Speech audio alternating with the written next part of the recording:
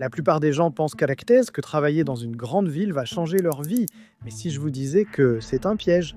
Si vous aviez le choix de gagner 40 000 par an dans une grande ville ou 30 000 dans une petite ville, que choisiriez-vous? Vous seriez surpris d'apprendre que les 30 000 vous laisseront en réalité plus d'argent chaque mois. Regardons combien il en coûte pour vivre dans une grande ville comme Londres. Le salaire de départ habituel pour un diplômé est d'environ 40 000. Cela fait environ 2 693 livres par mois après impôt. Avec un coût de la vie d'environ 2 500 livres, il ne vous restera que 193 livres économisés à la fin de chaque mois.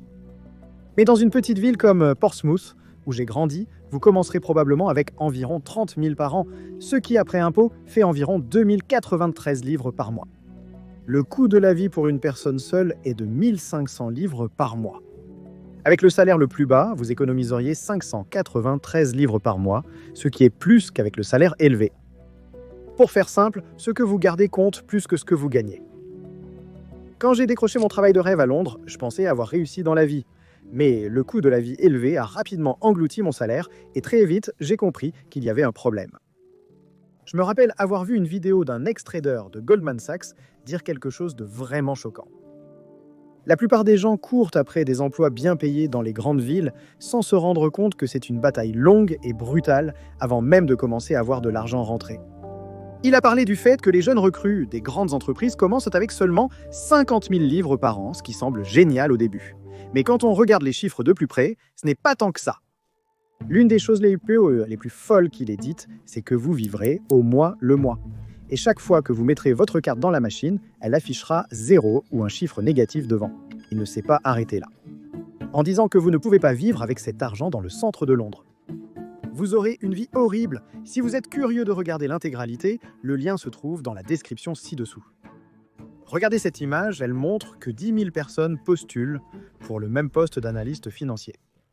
Et pour ceux qui réussissent, seulement 20% seront un jour promus au niveau supérieur, c'est-à-dire au poste d'associé. Les chances sont contre vous dès le début.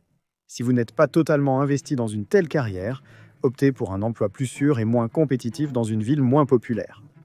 Pour réaliser de grandes ambitions, il faut se battre dans un domaine où l'on a des chances de réussir. La simple motivation ne suffit pas. Le talent compte aussi énormément. Je me suis demandé si le succès dans la finance valait vraiment de tels sacrifices. Et c'est là que j'ai vraiment compris. Le mythe du salaire, c'est l'idée que ce qu'on te promet lors d'une offre d'emploi ne correspond pas toujours à la réalité.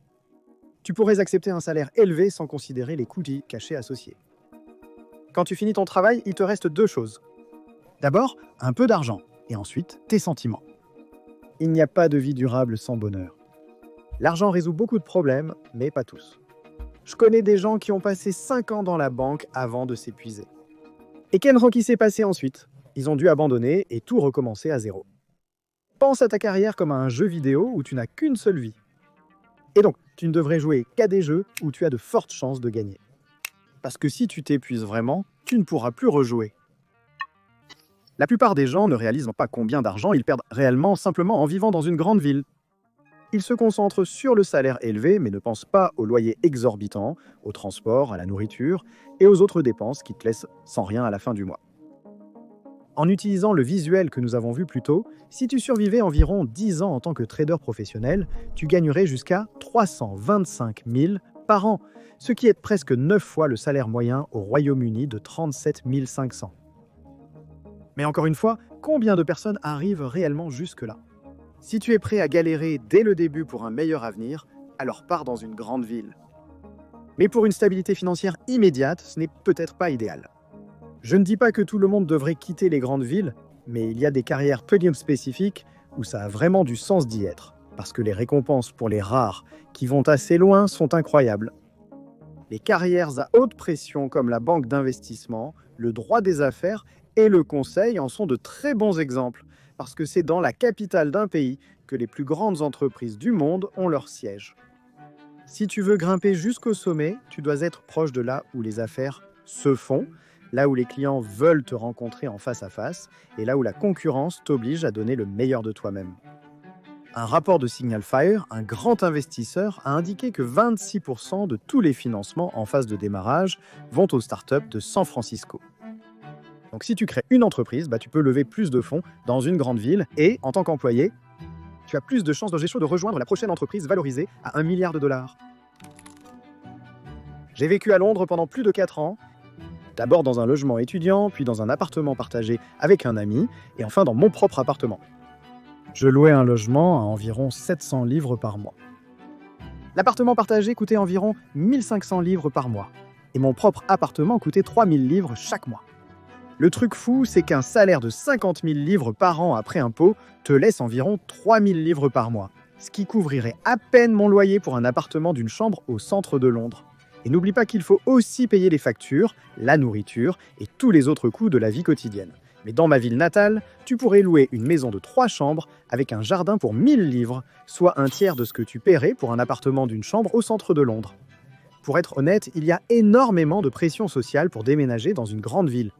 Tout le monde te dit que c'est nécessaire d'y être juste pour se construire un réseau. Et même si c'est vrai, il existe d'autres moyens moins coûteux d'atteindre le même objectif.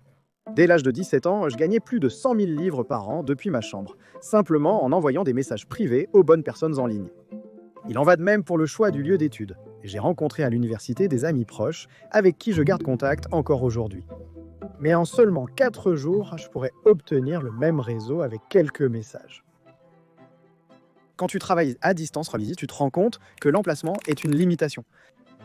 La valeur vient de ce que tu fais, pas du nombre d'heures que ça prend, ni de l'endroit où tu travailles. Un grand avantage du travail à distance, c'est que tu peux voyager et gagner de l'argent en même temps. Au cours des dernières années, j'ai eu énormément de chance de voir le monde.